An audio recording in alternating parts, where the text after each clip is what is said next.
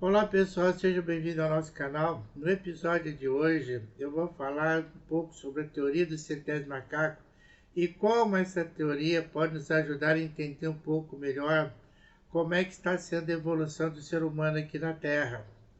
Essa teoria foi lançada com estudos, presumíveis estudos realizados por primatólogos japoneses na ilha de Kojima, do Japão, um macaco da espécie macaca fuscata, que ocorre nessas ilhas. E ele foi realizado na década de 1952, 1953. E eles, o que eles faziam? Eles jogavam batata doce, jogavam cereais, alimento para os macacos, então ficavam caindo na areia das praias. E os macacos então tinham aquela dificuldade de comer a batata, por exemplo, cheia de areia, até que no relato dos cientistas, e no ano de 1954, uma macaquinha nova de 18 meses, chamada Imo, ela teve a ideia de pegar a batata, levar na água e lavar a batata na água, tirando então todos aqueles grãos de areia, e então comendo com muita facilidade. E aí os outros membros do grupo dela começaram a aprender também a usar essa técnica. De um determinado momento, todos os macacos ali daquela ilha, presumivelmente, aprenderam essa técnica. E os cientistas perceberam também que nas ilhas ao redor da ilha de Kojima, os macacos também estavam usando essa técnica sem ter comunicação, porque eles não têm habilidade de nadar de uma ilha para outra, então não tinha como trocar esse conhecimento para outra ilha. Então eles aventaram que haveria então um determinado número de indivíduos numa população aprende uma determinada técnica, depois o conhecimento ele é transmitido como se fosse por pensamento, é mais ou menos isso daí. Então, com base nesse conhecimento, na década de 70, o Lyle Watson, um cientista inglês, ele lançou um livro em 1979 e depois o Ken Keyes Jr., ele lançou um outro livro em 1984 e começou a haver esse questionamento muito sério sobre essa teoria, porque não tem informações consolidadas que podem confirmar isso daí. Se nós pensarmos desse jeito, veja bem, o conhecimento básico que nós temos na sociedade, de geografia, de história, se nós pensarmos assim, só pegando um exemplo clássico, ele é de domínio público, milhões de pessoas. Então não haveria necessidade de ensinar mais isso daí em escola, porque as nossas crianças absorveriam esse conhecimento sem passar pelo ensinamento, e não é verdade. Mas, por outro lado, nós temos pessoas que têm uma habilidade de percepção sensorial efetiva bem desenvolvida, eles conseguem prever alguma coisa, conseguem adivinhar, como se diz, algumas coisas. Até nós pessoas normais, temos o que a gente chama aqueles momentos de coincidências. Você está pensando naquele amigo, naquela amiga, naquele parente que há muitos anos não vê, e de repente essa pessoa entra em contato com vocês por telefone. Então ou você está imaginando uma música na sua cabeça, liga o rádio do carro e de repente, a hora que você liga o rádio, exatamente essa música está tocando. Pelo menos eu já passei por essa experiência. Então nós temos algumas certas habilidades que precisam um pouco ser mais estudadas, mas não ao ponto de justificar essa teoria do centésimo macaco. Mas essa teoria de centésimo macaco, ela pode explicar um fenômeno do conhecimento humano, comportamento humano, que ele é crucial e ele ocorre de vez em quando. E é quando o conhecimento ele é muito avançado e foge à compreensão da sociedade de um modo geral. Então, projetando essa escada para vocês, eu tenho aqui em azul, as letras em branco, né, no fundo azul, evolução normal, então mostrando aí os degraus da escada. Qualquer indivíduo normal consegue subir esses degraus. Mas se nós olharmos essa escada um pouco mais para cima, nós temos alguns degraus muito mais altos. E isso dificulta um pouco as pessoas que conseguem ultrapassar essa parte da escada para atingir o topo da escada.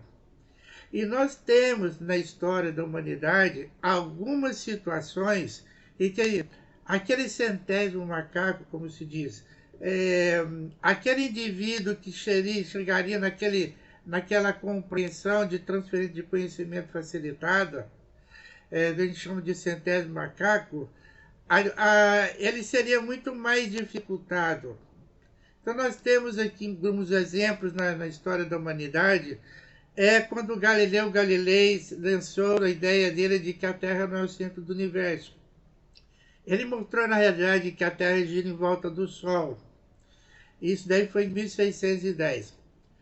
O conhecimento era tão avançado para a humanidade, a sociedade daquela época, que só alguns indivíduos com a mente aberta, muito aberta, que têm um pouco mais de conhecimento, começaram a aceitar essa ideia revolucionária dele. Como não chegou no centésimo macaco, teoricamente, no centésimo pessoa que acreditava nas suas ideias, ele foi excomungado pela igreja, ele foi perseguido, ele foi preso. Ele só foi perdoado pela igreja, pelo Papa João Paulo II, no dia 31 de outubro de 1992, 300 anos depois que ele tinha falecido. Na realidade, ele era um mensageiro de uma coisa tão revolucionária e a sociedade não estava preparada para esse novo conhecimento que ele foi execrado e excomungado e foi perseguido. O outro exemplo que eu poderia citar, que esse centésimo macaco ele tem uma dificuldade muito grande de ser atingido rapidamente, foi quando Charles Darwin lançou a evolução, o livro sobre a evolução das espécies, em 1859. Ele foi perseguido, os filhos dele tiveram que mudar de escola, serviam de chacotas, e eles foram realmente por muitos e muitos anos incompreendidos, quando ele era um mensageiro de um avanço do conhecimento fantástico que a sociedade não estava preparada naquele momento.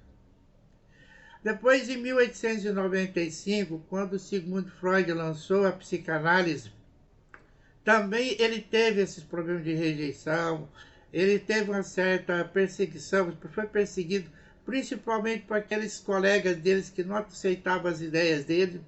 Ele foi execrado, então, quer dizer... E agora nós estamos numa outra evolução que ainda não está consolidada.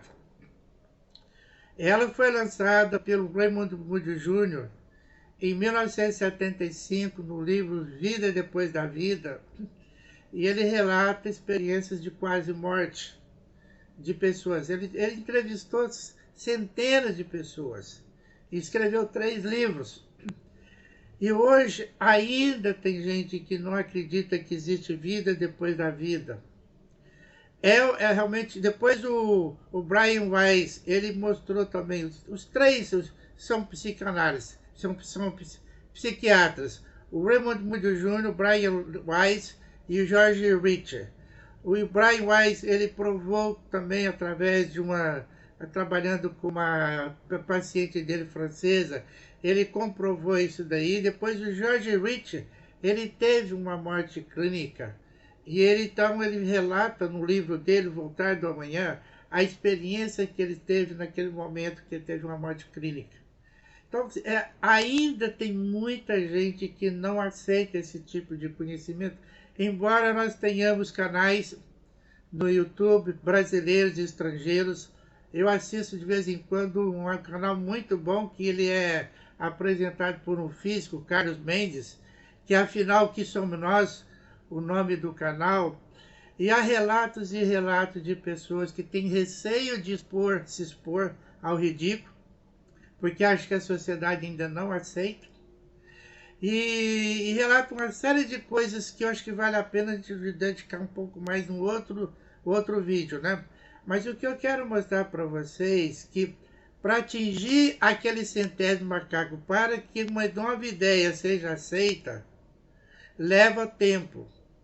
Quando o conhecimento ele é a somatória de conhecimentos pequenos, em que a sociedade está preparada para essa evolução ponto a ponto, como no caso aqui dessa curva aqui que eu coloquei aqui nesse slide, no azul.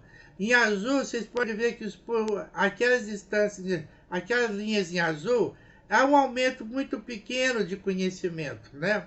Mas de repente dá um salto de novo conhecimento que está em vermelho, e aí a sociedade não está preparada para aceitar essa nova ideia. Ela é muito avançada.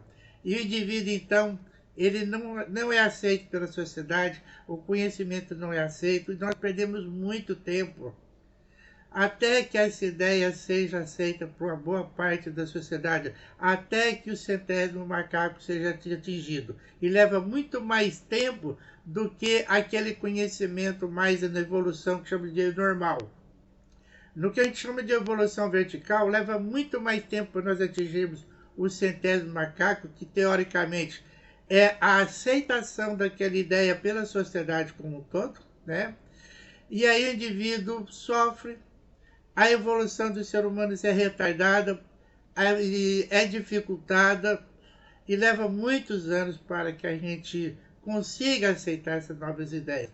Essa que eu falei de experiência de quase morte, né, que é a última em cima, ela se iniciou em 1975 por lançamento do livro do Raymond Budio Jr. Por coincidência, eu tenho ele aqui. É Vida Depois da Vida, aqui em inglês, né? E é em 1975. E até hoje tem pessoas que não acreditam e não aceitam isso daí. E tem milhares de relatos, com certeza milhões de pessoas já passaram por isso. Mas nós estamos então numa outra fase de evolução do ser humano que ainda é rejeitado por parte da sociedade. Por isso que eu acho que essa teoria do centésimo macaco, ela na realidade é uma história fictícia. Houve certos questionamentos, foram contar o número de macacos lá na ilha de Kojima, não chegava em 100, quando eles resolveram checar. Então mas ela serve para ilustrar para nós como é que a nossa mente age quando novos conhecimentos chegam para nós. E quando nós não estamos preparados, a gente rejeita, e de uma forma até às vezes violenta, essa nova ideia. A pessoa que é o mensageiro da verdade, mensageiro do novo conhecimento, acaba sendo perseguido, e nós deixamos perder uma oportunidade de evoluir com muito mais velocidade. Então nós precisamos de começar a trabalhar com a mente um pouco mais aberta, não rejeitar as novas ideias que surgem, mas procurar entender por que certas pessoas têm certas habilidades que nós normais não temos. Por que tem pessoas que conseguem às vezes adivinhar coisas que vão acontecer, não é uma, duas, três, quatro, não, são várias pessoas que já a gente vê relatos aí, que tem essa capacidade de prever as coisas, principalmente algumas que já foram do outro lado da vida, e nós não conseguimos. E isso vai facilitar muito a nossa evolução aqui na Terra. Então, por isso que eu achei interessante trazer esse tema para vocês. Com certeza, muitos de vocês nem sabiam que essa teoria existia, né? A teoria do centésimo macaco. Mas, apesar de ser fictícia, ela pode nos ajudar e muito na nossa evolução aqui na Terra. Então, era isso que eu queria falar para vocês. Agradeço a presença de vocês. Por favor, curta o nosso vídeo e se inscreva se ainda não se inscrever no nosso canal, e compartilhe com o maior número de pessoas, porque as pessoas têm que entender um pouco mais como é o comportamento humano, principalmente quando surgem novas ideias. Nós estamos numa nova fase de evolução aqui na Terra, evolução humana. Ela vai ser muito maior do que todas essas daí, já está ocorrendo. E eu vou voltar a falar sobre isso no outro vídeo para não ficar muito extenso. Nós estamos num processo de transformação muito profundo. E é preciso que nós estejamos preparados para esses tempos de modificações do nosso comportamento aqui na Terra. Muito obrigado e até o próximo vídeo.